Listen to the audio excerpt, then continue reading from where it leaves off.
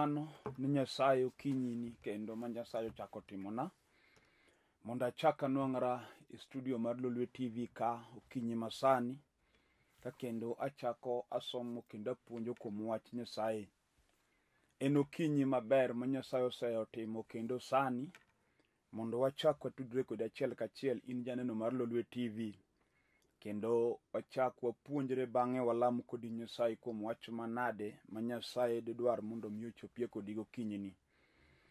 Omiyo ago erokamano ne Nyasaye kuom thuolo maber motimo kendo in be aneno ka Nyasaye ayie oseloso ni thuolo maber.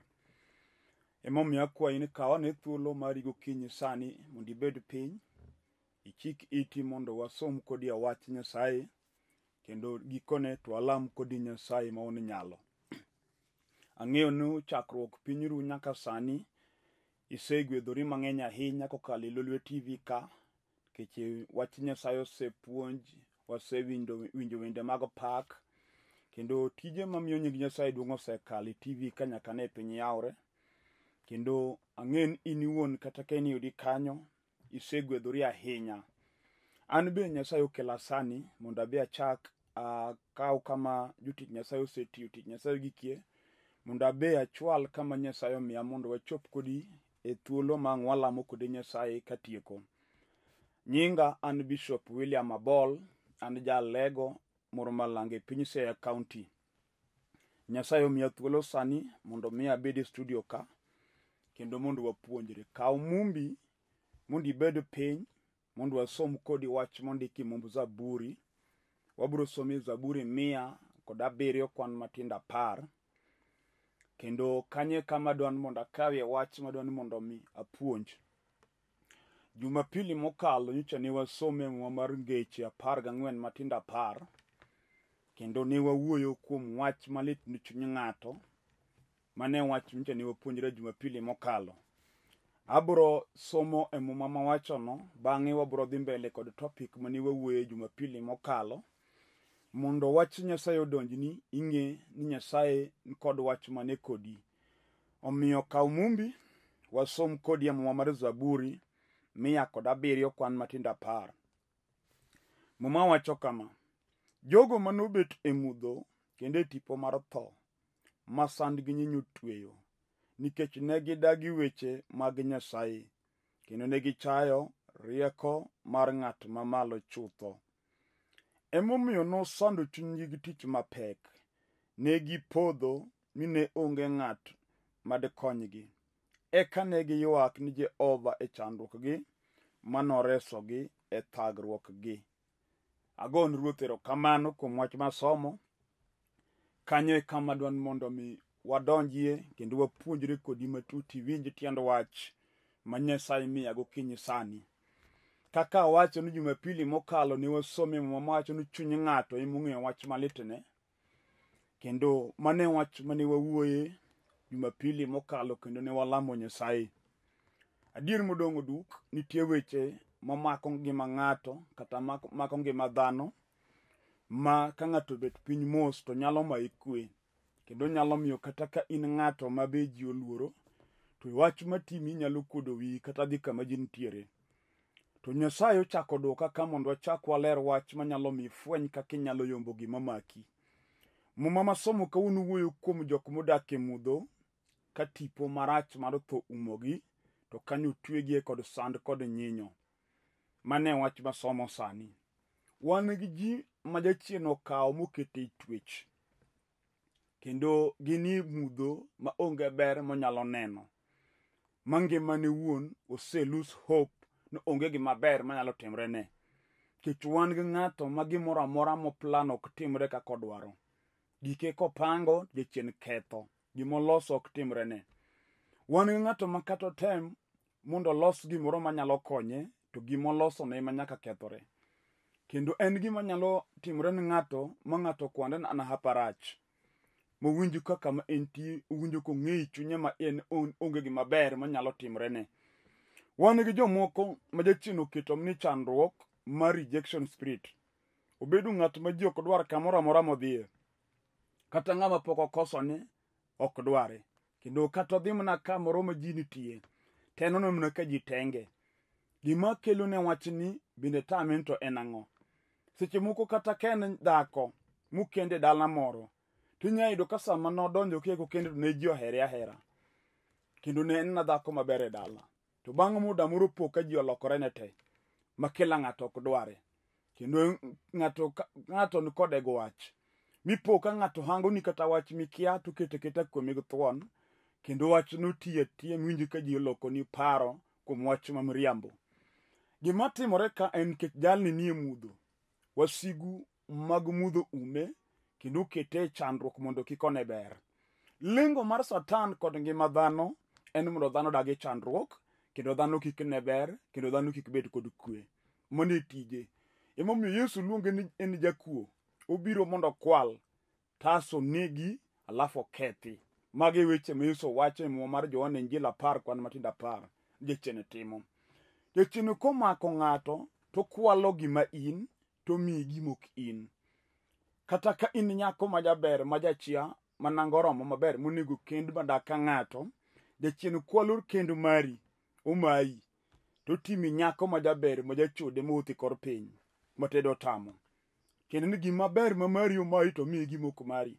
Koro katitem ni dwadhori katedo mana ng'ato bedo dak kodi, to nikech jachien nokwalo kendo mari mopando, to weyi kod wuoth, iyudo kaka to chako duoni ng'ato ko plan kaka odwaro dak, kata kendi midag higni 2, to ibro po ka gino goli, madichuo mano kendi riembi, ama in emiwuok ki a.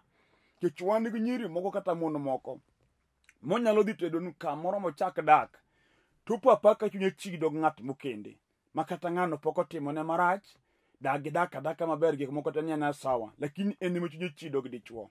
Minun ke chunye chido kaka chunye chako chido, bro chido chida kamano, giko ndo bro tingo gige to a. O adier makata ko bet piny ka koro piny tang' momiwe chuori, to onge gi wach mariere monyalo wacho. Tieni tipo momake cha, wuotho kode, odagi no konya dag dichuo kod kwe. Mose mi mon moko be bedo gi chandruok, ni sama okende tinyalo kendi gi ng'ato ma onge gimoro lwete. To uchako chandru kode kabisa kudak e maisha mar tabu. To sama gweth biro makoro dichuo yudo tich makoro nego dag maber, to kok dichuo ne murimbi tine mi a. Miyudo ka in to jachien no goli midhiyo, to dhako mane onge kuchako dichuo ne kuchandoru, ema kuri kendo to dugo chamo mwandu ma in ni chandori ne. To in idong' kiangaika oko. Mae gima nyalo timo nyar ng'ato. Kendo en gima nyalo dhi kodi mama maketo kinyi sani kibete komi nena. Seche moko wuoyo kodi to mae gima timi. Momiyo seche moko kibete piny to litini gadiera. Miseparo mna ni mondi tho, ideri nikech iol. Wich kuot oromi. To Nyasaye ma Nyasach Israel mokete studio kan gi teko.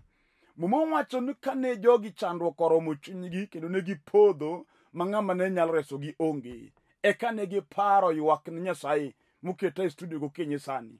To nitie gima nyalo timi ma ji te weyi. Manyaka janyuolni monyuoli bi winjo koro chunyo jok kodi. Ma kata kitemo wuoyo kode to wacho ni wachni ok adwar winjo. Jachien nyalo go ng'ato left, right and center mipo kidong' kendi. Makata nonyuole gi nyithindu monyuolugo e ot, tinya yudo ka nyithindo dak e maisha gi, to in ichandori to ng'ama dewi onge. Kendo kata kigono nyathiu monyuoligo simu to komak simbeni, owacho ni chendo. Ket gimosetimi uthwiny nyaka ga nyuondi, uthwiny nyaka gi nyithindu, uthwiny nyaka gi jonyuoleni. Midong' kendi adier ka ng'ama onge kod ji. Mano gima nyalo dhi gi chuny ng'ato. Adier bodong' dok mipo ka kori otami ne tim nang'o. Muma wacho ni jomoko nodak e mudho kendo tipo mar tho. Nitie gima nyalo soyi e mudho kama kata ng'ama ng'iyi maneni koro onge. Kendo en gima nyalo dhi kodi, miwinjo ka piny odong'o kodi, mibedo mbaka ma ji goyo. Kata ogik kodi kama wuoye no, Nyasaye pod nitie. Minyalo paro gokinyi sani midogi nyime kod chuny malit mondo ilame. En kiywak ne gi chuny ma iye kifwenyo kama jachien osoyie, to en gi teko biro goli gima timi no. Kata jachien no ani piny osiepa. Wan gi ji manyotie tich maber manyon go pesa lwetgi, kendo famili gi nyogi kete maisha maber. Matich nyontie, nyogi chiemo, nyithindo nyodhi skul. Dhako nye nyuomo ma ot be nye gero gik moko te nyodhi maber. Ta chien jachien ma jabiro chien nyobiro moketho ni tich. Matich nyorumo, madhier mane onge odi koro duogo. Koro yaka dhako oloko ni paro lokre kodi gimoro no ne ot. Kech wan gi mine moko manago kwe ka pesa ni e ot. To ka pesa orumo to lokre jambazi. Onyalo timo timbe moko maricho kabisa ni chuore. seche moko mae gi mikali osiepa yunge mori ot kuyo tamore jachien okelo tungni lweny ywaruok kod cases ga dhaw go goch tiwinjo nitie kama kogik to ng'ato nego duok kuom Nyasaye mondo lam Nyasaye kech Nyasaye to nigi teko mar tieko gimoro amora matimo ngima dhano kata ben jachien no mama ini mowakreni sama nyochori onge tich nyuol ng'ama ber kabisa kendo nyowinjore wuoyo nyudak gimoro achiel nyidhimni kibarua matiyo tiyo gitikelo pesa to chamo gi dichwani maseche moko nyikawo ting' ne kini mitiyo kila kitu mondo udhi maber kudak ka nying'e ne ubed chiemo Nyasaye nogwedhe nudag maber to sama Nyasaye nyoyawo ne yo moyudo pesa ne koro tiyo koro konini ka chiege kendo ng'isi ni ino okini klase idho ngaso neno joma koro nego wuothgo kendo ino kwani kataka koko dwar dewi wach ma hinyo chunyi gadier kiparo kaka ni chadori kinde mane dichoni onge tich to tindo yudo tich in tindo konini ka dhako jachien no sani osembe omiye dhako moro mowacho ni mane klase adier modong' duk gik mowacho ni hinyi kendo kata kiwinjo kinene kobiro tiwinjo kionge kwe nikech okobi kokelo ni kwe to biro kobiro hinyi to Nyasaye ma jalok ngima dhano Nyasaye ma jadiera pod nitie be mano wach monego mi chunyi dwar mondo Nyasaye kende wach ruoth kikonjo kikecho ga jadier kendo kiparo ga jok biro chinde sando to iri abedo piny par oda inyalo lamo Nyasaye ma Nyasaye lok ngima dichuono kendo kech nitie jachien ma ja wang' ng'ato manyalo umo wang' ng'ato ma pach ng'ato weye mowinjo ka ng'ato neno ka gimoke en ng'ami ng'eyo to Nyasachwa jadiera kendo ng'ani oserwake mudho kendo tipo mar tho uchende sembe dhi kode kech wan gi dichu ma wiye wil nyaka gi family mare ma wiye wil nyaka gi nyithinde monyuolo machal kode miyudo ka nyithindi machal kodi wuotho ka kech kayo korwako lewni moyiech kendo gichandore adier ka nyithindi kiye to in dichuo pod ngima uchendu dino pachi udino wang'i in raha kod moro mar pinye mineno seche moko jachien oketi pidho nyithinde mok nyithindi ikawo dhako moro man gi nyithindo 2 kata 3 nyithindo go rito maber kabisa to meki minyuolo gi chiegi to kata kaka dhi skul onge kata kaka rwako nanga onge jachien on mako pachi ma nyithindi go kineka ji to kawuono gokinyi Nyasaye nyalo yawo wang'i mondo ipante tim ang'o kech nitie gima ng'ato nyalo timo kech pachi oweye muma wacho nitie joma nie mudho osiepne nyalo dak e mudho inyalo dak e mudho mitimo gik mok chal kodi tabia magi ka ng'ato ng'iyo to penjo to mae be chalis mwang'eyo koso aneno ang'o muma wacho nitie joma odak e mudho kendo tipo mar tho motwe kanyo go sand kod nyinyo wan gi yawuoyi mo jachien otwe kong'o odieri jachien sande kod mer ma ng'ata monene kata ng'at makiaye ywage wacho to wuod ng'ani kong'o sando malich kama nang'o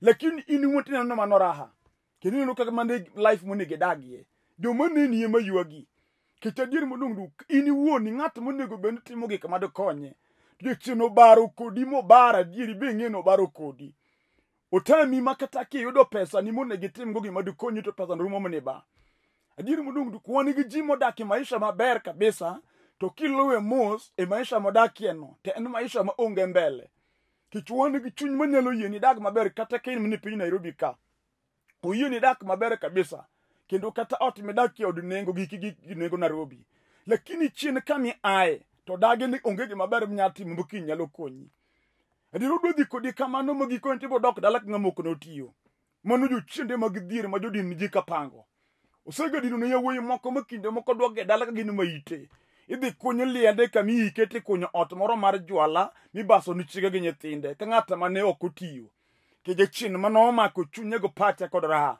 ukinya nyalo Yesu Kristo manyalo kecho ngima ng'ato kata jochiende go nowilo paroni machunyi nochido go family mari mane kwano nyithindi ka jambazi kendo wasiki madhako mani kendi neno ka gimok chiegi mane gigolo chunyi odi kawuono Yesu nyalo duoko chunyi odi mipar nyithindi kendo kech nyalore ka jachien oketo ng'ate mudho gima ber ma ng'ano nego ne ng'ano ok nyal neno gik maricho moko nego ne monyalo neno ukinyi ni ayalo wach Nyasaye manyalo yawo chuny dhako kata dichuo kamobetie wan gi mon moko ma jachien makoro wuoyo komeni uketo gin mon matijgi tek en dhako ma kata ka en chi ng'ato dak ng'ani ot to chunye ma iye ok en dhako mobiro mondo oger ng'ani en dhako ma gik motimo gin gik matamo kata chwore wuoyo wan gi mon moko ma gin wigi tek ma gik motimo gin gik maketho mana ode, kendo kata kiwuoyo kode ok owinj wach.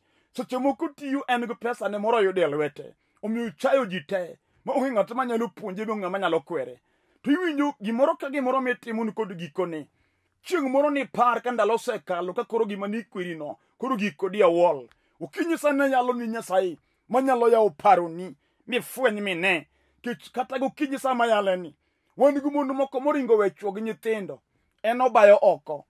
Nyithindo udong' ka chandore, onge ng'ama los ne nyithindo, en odugo nyako.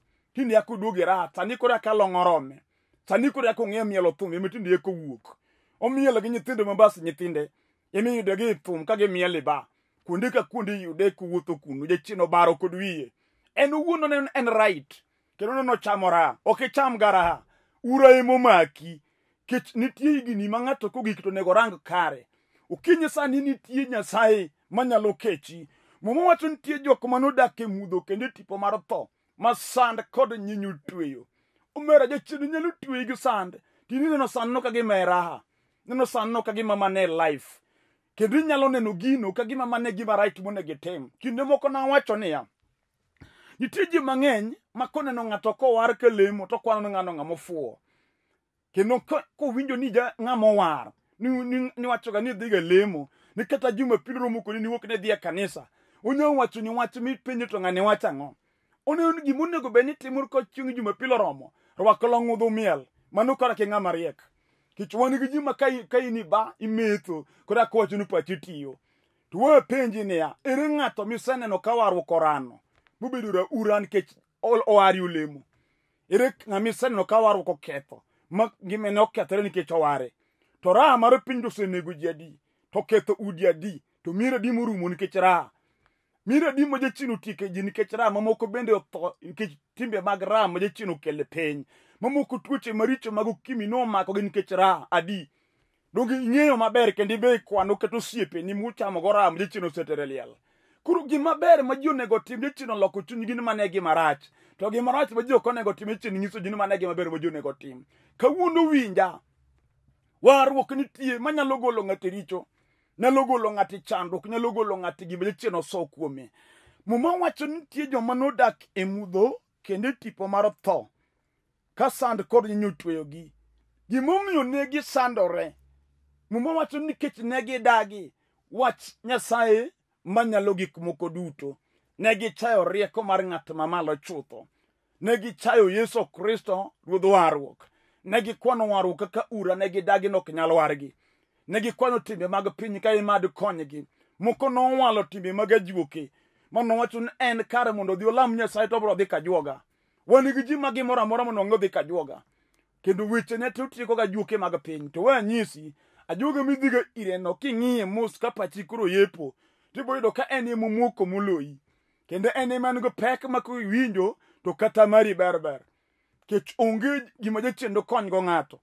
To onyalo rundo pachi mipar ni en ema en gi ansa mar chandruok ma in go. Okinyi ma kaunti Nyasaye manochweyi, mung'eyi gi kiti teg ngimani gi gik mikale te. En inyalo yie kuome to konyi ma onge nengo mogoyoni. Be ok odwar kata siling 50 kuomi. Gima Nyasaye dwaro mondo iyie kuom Yesu Kristo ma wuode, mondo Yesu wari. To lwenje modong' Nyasaye kedoni mondo otimni ng'wono. Okinyi ni kata bende jachiendno, osiepa, ukiti ni mon ok dag kodi, ikendo to weyi, ikendo to weyi. Ukiti mudho mar musumba, mar dak ng'at achiel gi luoko lewni titedri kendi. Nyithindo minyuolo mon gi ago tidong' ka ng'ama pori ok obedo gi nyathi. Jachien odagi nok nyal dag famili mari machiegni. Omiyo seche moko kata okinyi sama isekendo mon adek to moro ka moro agi nyathini. To gima riembo ni mon bende kia. Ibe setemo kaka nyalo dagu kwe kod mon to tamore. Kendo jachien osoyi mudho mar musumba. Seche moko en gir remo madalau mano tamo nyaka babi ndak kod mamani. Keche nyayudo kin be no pidhi mna dhako moro ka mamani ne dag gumbaba ni otamo mano ringo mo a. Maseche moko no duoke mna kutuo kuchiegni go thomo no yike. Ibe kinyi chako ni dak kod mon we yaweya. Gima no timo baba ni matimi. Mudho madalawu umi.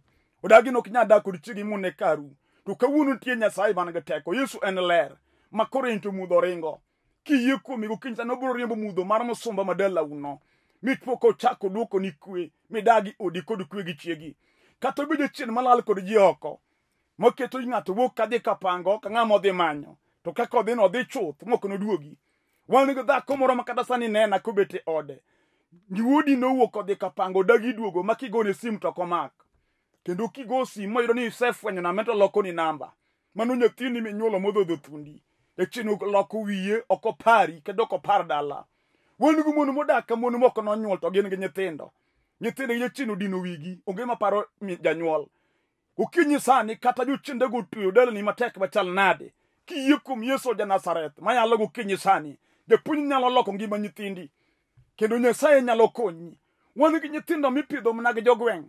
To wuon gi tiyo kapango. Chido chuny wuon gi nyithindo. Nyasachwa pod nitie. Kata osegik malit machal nade.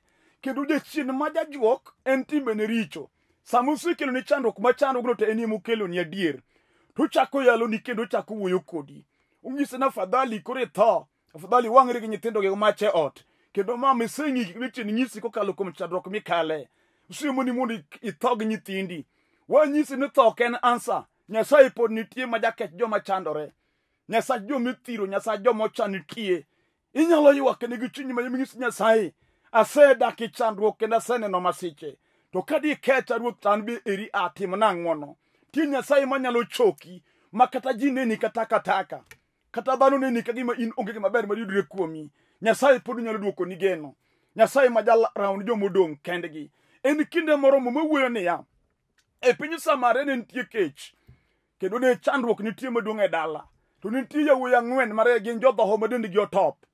Mane osekriemb oko e kwan mar jodala. Mono wacho noriembgi mane gidak oko e pap kamoro mane gi jotie. Kech ne gin joma oseng'eno gima gi onge. Kech dhoho en tuo ma kano mako ng'ato. To ok ne kete kama ji nitie en ni tenge. Koro yawuoyi 4 gi noteng. Manoriembgi e dala mar Samaria. Ne gidak oko. Ne gidak maseche moko kata ot maber ma gininde ne onge. Be ng'ama ne limogi be ne onge. Ne gin ji ajia.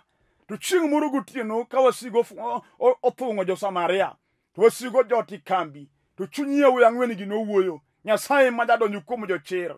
Ng'at mo amalo kadhi Nyasaye dhi kode. Yawuoyi gi nowuoyo kendo giwacho ni adier ka wabedo ka to wabiro tho. Kech tuo machamo ni biro nego kech bende biro negowa. To kwa amono doge dala kama noriembo e piny Samaria. Modho wasa jogo mondo yie nodonje dala. Dala kanyo be kech nitie. Kech pod dhi negowa kanyo tuo dhi negowa. To kama nitie wasigu man machiegni kodwa ka. Man gi tho maneko piyo. Kwa dhi irgi ginyalo nego haraka to ngimwa rumo moloyo chandruok ka. Wa amalo wadhi. Ka giyie wenwa ngima nigi wenwa ngimawa. Ka giyie miwa chiemo nigi miwa chiemo. Ka gihero nego be ginego nikech be owinjre kod tho. Ti ng'ato ma kama bete winjo ka chunye ng'ise ni owinjre gi tho. Wanyise ni Nyasaye ok neni kamano. Samino ni winjre gi tho no Nyasaye pod ong'eyo. Ni eko kano ni gik mabe piny kama onego ne. Yawuoyi gi nochung' mondo gidhi. Sama ne gichako wuotho mondo gidhi. Muma wacho ni Nyasaye notimo tiend ji 4. Ochalo tiend oganda maduong' mag lweny. Ka wasigo niende hema to winjo tielo mamutni kabiro. Oganda mathoth motamogi. Muma wacho ni joge no ag ng'wech mowe kila kite hema. Koro ka jodhoho manochaka. Yema no pechon jo Samaria. Be manotiko kech gidhiera mane Samaria. Iwinjo kata juse chai. Nyasaye poko chai. Kata dhano neni ka gimoke nyal. Nyasaye poko wacho mano. Kata jikoni ma iti ma poko land. Nyasaye poko landi ni tho. Dhano ema neni kamano Nyasaye neno mopogore. Gik ma ji wacho kuomi go mana dhano ema wacho. Nyasaye poko wacho wechego kuomi. Kata iluongi dhako ma jakiso nikech nyithindi osetho. Iko kenyuol ti iko ken morni. Jomoko to kawo gino mor kendo ginyiero ka goyo mbaka. Nyasaye poko luongi jakisoni. Dhano ema luongi kamano. Nitie Nyasaye ma jaduoko geno ma jaduoko ni geno kata sani. Kata ji osekwani dhako mok nyal nyuol. Ma gisewacho weche maricho ka gigango ni weche. Nyasaye poko wuoyo kamano. Nitie Nyasaye ma jabiro chien. Nyasach Sara chi Ibrahim Katera mokmiyo Sara onyuol gulore wiye. En okorem be bade ok chiek. We luor nikech ji wuoyo be chunyi we ywak nikech gik ma ji wacho. Nitie Nyasaye ma biro kodo winjo wuoyo go. Kendo nitie Nyasaye ma biro timo ni gik mane ji wacho no ok nyalre. Nitie miere moko manochak kabisa e gweng' ma gin yemani gikweche kor piny. To Nyasaye ma ja an jomodong' chien malo. No an miere go malo ma sani gin yemi kweche igi. Kendo Nyasaye nyalo kelo geno no ng'ama onge geno. Supna kata tiji morumo matindi wuotho kichandori. We luor nikech Nyasaye pod jamwandu. Ruth pod nigi offices madongo mapok ni donje mobiro keti mitie. Chunyi we paro matut dwaro mana Nyasaye. kata josene ni inirumo nikech nitie gik manyalo timo bi wachno ng'ane to rumo. Dhano nyalo neno ka gimi rumo, lakini Nyasaye ok ne ka gimi rumo. Nyasaye ne ni ng'ama chielo. Ineno ng'ama rumo en ma iti makoro iko ma ololo kuome, ng'ama ngima ma pod wuotho e piny ka. Kik jachien yal ni rumo. Nyasaye pod nigi geno. There is no permanent condition in life. Kata ibed nyathi kich ma onge kar donjo ma ji riembo, Nyasaye nigi kama obiro keti yewe luor. Kata ji maulo mukar ochwe wi wotamore, kech wan gi miere moko ma ji nigi chuny moko chuny dhano. Miyudo ka nyithi kiye no malogo mwandu mag wuon gi te, ma nyithindo dong ka chalo kaka ma wuon gi no kowegi gi mwandu. Kata ochopo kodi kanyo kijana, Nyasaye pod nigi alternative. Obiro mako lwito, obiro duoko ni geno. Gik ma jachien no mayi, obiro duoko te kiyie kuom Yesu wuode. Koro chunyi we parore kuom gik ma ji wacho, yie kuom wach Nyasaye. Kaw Yesu kaka ruoth. Dhako kata jachien odagino kidagi kwewe luor, Nyasaye nitie. Okinyi sana adwa lamo Nyasaye kod ng'ama nena. Kamibetie no kata wach mani momoko ni bed gi yie ni Nyasaye nyalo. To adwa lemo kodi kuom gimomoko no. Kata ituo unjo ka ji wacho tuo momako nyar ng'ane. Macha to koro onge answer gikone ni mama charo dhi tho. Dhano mong'ado ni buch tho, Nyasaye pok ong'ado. Nyasaye makelo ngima pok owuoyo ni isetho. Nochiro Lazaro kosetop ndalo 4 liel, kata ino nyalo changi sani. Bed gi yie wa mondo walamne kod Nyasaye kama intie no, kuom wach mane miwinjo ka in gi chunyi ma iye masandi, miyo chunyi in kod kuyo, momiyo ywak iwuotho, momiyo iwuoyo kendi no. Wadwa lemo kodi sani. Kiwinjo ka yie olimini Mac TV mineno mondo walam kod Nyasaye to Mac TV. Kiwinjo kidwa go chonge piny mondo walamne kod Nyasaye gokinyi sani. Walamo Nyasaye maduong' mapok oloma nyaka chieng'. Ine janeno ni ruoth makoro mako TV kata mogo chonge pinyni. Kuom wach malit ni chunye Nyasaye matimore ne motame ber. Iruoth mako amalo to gima tek matami onge. Erokamano kinyi ni Nyasach Israel. Jal matuo madende ramo makoro chunye lit ni ruoth change. Oro tekoni mar kwe oro dhako ma onge kwen. Riebadi dala dayo ni Nyasaye ma jochien oketho yawuote kod nyikwaye ni. Tim hono ruodho polo kichungo yamo kod loch mag jochiende. Isetimo kendo isegwedho ng'ato kod ng'ato. Duong' odogni manyaka chieng'. E nying Yesu Kristo Ruoth. Amen. Bed kod yie maduong'. Nyasaye jadiera kendo ok olokre. Nyasaye moselamo nosetimo ni kaka chunyi osekwaye. Gima tim dwar kanisa miyale wach Nyasaye mar warruok.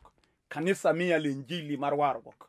Donji kanisa mar warruok mondo iwinj wach Nyasaye kendo jotich Nyasaye med puonji wach manyalo milo jochiende gi lwenje magoyi. Tibiro bedo janeno ni Yesu nyalo adier. Atieko kafulo nyinga kendo. Nyinga Bishop William Abol, an jalego mor Malanga. Dala wan matera skul kanyo. Sani adak e piny Nairobi ka e piny Olympic Kibera. Kende piny Kibera kanye kama ni kanisa kama tie tich Nyasaye. Arwaki ka in e piny Nairobi ka kany Nyasaye dimi thuolo bi e kanisa warom. Wapuonjre walam Nyasaye kuom weche mnadi midwaro mondo Nyasaye otimni. Kibiro Kibera kini uchopo town dhi railways ikaw gari namba 8. Nyis jogo ni loro Olympic stage. Kise loro Olympic stage, namba ni screen ka go namba mag simi maga mani screen ka mondo wa direct ka kichope kanisa kama wantie. Ka ine piny Dandora wan kanisa Dandora kanyo, kigo simu bo direct ka kichopo kanisa ma Dandora. Kayole be wan ga kanisa kigo simu bo direct. Pinje mag Ugenya wan kanisa Usega kanyo, kigo simu bo direct ka kichope kanisa. Kata ine piny Ng'ia wan ga kanisa piny Ng'ia kanyo. Ka ine piny Malanga wan kanisa Malanga, piny Sembo Yude wan ga kanisa Yude Center kanyo. Ka ine piny Imbo Usenge wan kanisa Imbo Usenge town kanyo. Kamora mora ma intie kigo sim ka kanisa wan machiegni mobo direct kichope kanisa ni wago. An kod YouTube account mara mabi akete weche mag puonj mani iye. Inyalo dwaro winjo puonj mag wach Nyasaye. Subscribe YouTube account mara Bishop William Abol. YouTube account mara Bishop William Abol. Ibo yudo weche Nyasaye mani i account mara kanyo mondo imed gwedhori gi wach Nyasaye. Namba na mar simu en 0721 280025. 0721 280025. Airtel number 0782 495 083. Kigoyo sime waburo wuoyo, waburo tudore, waburo lamo Nyasaye. Nyasaye mondo gwedho nyaka Jumapili manyien. Shalom.